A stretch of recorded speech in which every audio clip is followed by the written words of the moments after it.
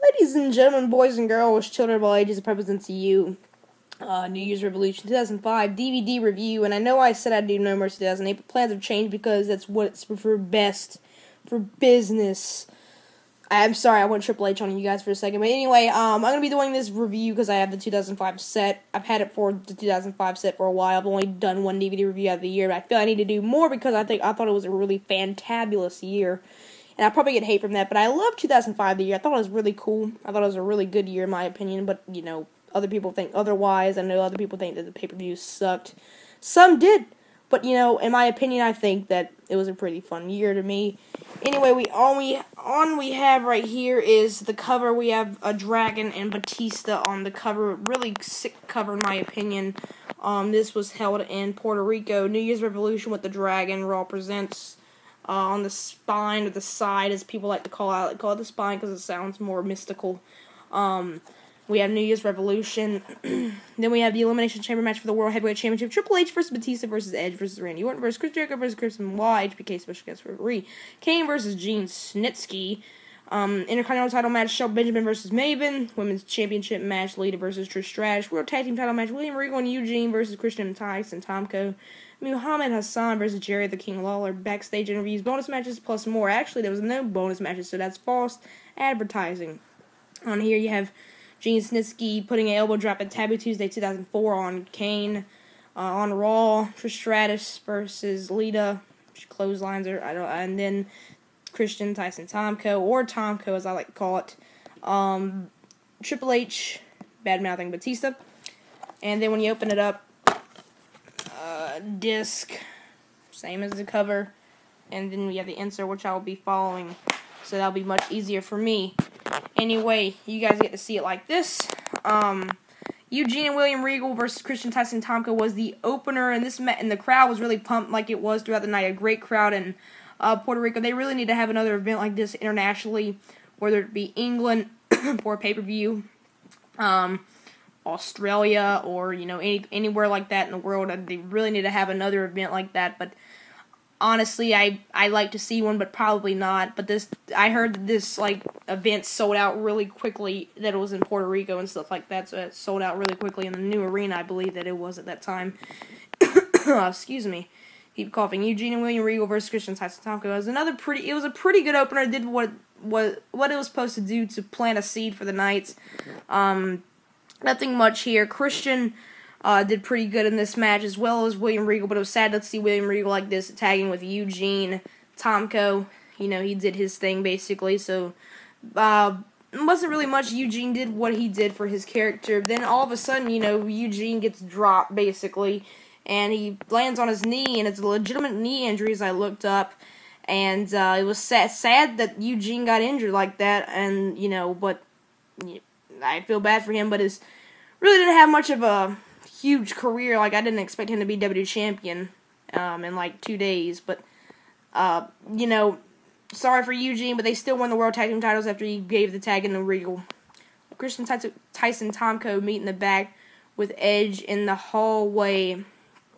And see, they put emphasis on the hallway. They met in the hallway, and basically it was a pretty okay, like, little thing. Basically, it says that Edge, if Christian and Tyson Tomko basically kind of helped him or whatever like that, and then, you know, I think Bischoff came in there or whatever, but anyway, Lita versus Trish Stratus, the match didn't last long. Lita kind of screwed up, basically, then Trish Stratus went and won the match. I really don't think, it was a lot of injuries at this current juncture right here, and we were going, like, wow. There's just so many injuries. I can't, and, you know, they had the Elimination Chamber match coming up later on tonight. This does not look good. But Trish Stratus won the match, won another women's title as she was a heel. Edge and Christian in Bischoff's office saying that Christian's going to get a title shot, and Edge and all that kind of stuff. And then Edge would meet up with Shawn Michaels, and they talked about their rivalry. Intercontinental Championship match, Shelton Benjamin versus Maven. This match sucked. I mean, it sucked baloney. This match was just not really good, in my opinion. I think that they screwed around Maven jumping out of the ring like 20 million times. Then after that, Shelton Benjamin to get the match restarted, come back in the ring, and then he get like T-bone suplex by Shelton Benjamin. Maven did. No, it wasn't really a match. Stupid. It was actually it was a dud, a complete dud of a segment. Then Muhammad Hassan and Daivari interview. Muhammad Hassan was firing on cylinders as a heel. Too bad he got cut off TV. Jerry the King Lawler versus Muhammad Hassan. It wasn't really a good match at all. I think JR was in his corner. Batista interview. Nothing much really. Kane versus Eugene Snitsky. Batista interview, actually, Randy Orton was elaborating on, saying, you might want to use your head because Triple H doesn't really care about you. He cares about the world title, which would, lead up to WrestleMania 21 match. Kane versus Eugene Snitsky.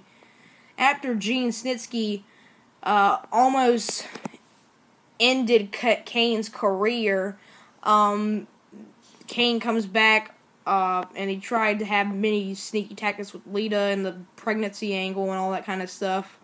Poolside chicken fight, that was pretty hot in Puerto Rico with Hurricane, Rosie, Christy Hemme, and she I think she took Stacy Keibler's or somebody's bra off, but that's good. Kane versus Gene Snitsky, winner of that match.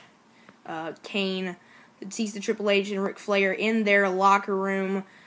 Basically, it's talking about Triple H getting an assured victory in the early lookings of this because Batista said he's not going to give up his game plan to Randy Orton because that's what he taught him. That's what Nate and him taught him, and that he's going to be helping him 100% later on in the match. But unless he gets eliminated, so that gives that little shot, and the crowd's going crazy that they hope that Batista wins. Orton versus Jericho versus Benoit versus Batista versus Edge and Triple H. Show how this all came about. I think it was a triple threat match, and it was Edge, Benoit, and Triple H. And then afterwards, I think it was Edge and somebody pinning, and Benoit made somebody tap out or whatever.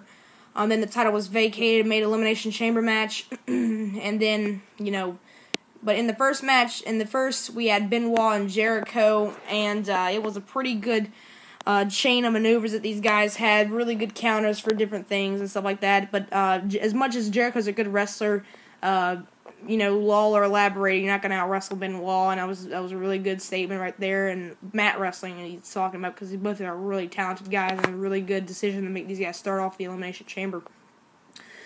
Then we had Triple H come in the match, kind of dominated basically. Then afterwards we had Edge, and then he had the whole thing with Shawn Michaels where he attacked, I think he Triple H moved, and then he hit Shawn, and then all of a sudden Randy Orton entered again, and then Edge then gets super kicked by Shawn because he was physically provoking him, kind of like the Rattlesnake 2003 thing, the Sheriff of Raw, or the co-GM. I don't think the Sheriff was until 2004, I believe, but I'm not sure. Edge would get pinned by Jericho after a lion salt. Then afterwards, Orton, and then afterwards, Batista could come in right when Jericho and Benoit had him in the crippler crossface. What am I even saying? I'm thinking like some sort of meal. I don't even know what I'm saying, but please forgive me. Jericho had him in the walls of Jericho, and he hung on for a couple more seconds, and then Batista had troubles getting in and out of the chamber cell. And he tried his best, but he just couldn't until finally he broke open. Then a couple of uppercuts, a punch, and then a big boot, and then basically that was it. Benoit, another huge spot from Benoit earlier in the match was that he did a flying headbutt from the top of the cell pod, which was really good. And then the cell, the Elimination Chamber cell was used effectively with Triple H, being suplexed on the outside a lot, which was really good. Psychology for the fans. Basically saying that this match is dangerous. I think almost everybody bled in this match except Edge and Batista, I believe. And that was really good, because basically everybody bled in this match. But basically after that, Batista spine buster on Benoit, then Jericho onto Benoit. He spine buster Jericho on Benoit, and then 1, 2, 3. Benoit's out of there, and then Jericho gets eliminated, and then afterwards Orton and Batista and Triple H would basically dominate Orton. Then afterwards Triple H would fall back into a corner. Batista got low blow by Orton. Then RKO 1, 2, 3. There goes Batista. Then afterwards, Triple H would try to get an early upper hand, and then Randy Orton looked like he was going to win the title. The crowd was booing the crap out of this because Batista got eliminated because they really wanted to see it. And that face-off between Batista versus Triple H, if you have the DVD, was pretty electric in the crowd. They really want to see that until it got broken up by everybody in the match. And then Batista made a huge clothesline on Randy Orton after Ric Flair got in the cage, and then got in the Elimination Chamber and distracted the ref after Shawn Michaels tried to hold both Batista and Ric Flair down. Then Triple H pedigreed Orton 1, 2, 3. Triple H won the match, and that is the end of the Elimination Chamber 2005 DVD review. Let's go ahead and let you take another look at the DVD right here. This is what it looks like I did before. So thank you guys for watching this DVD review of Codebreaker 146. Going to have some different videos, maybe an unboxing soon, but I'm not sure. So stay tuned to my channel. Thank you guys for watching so much, and Codebreaker 146, as always, peace.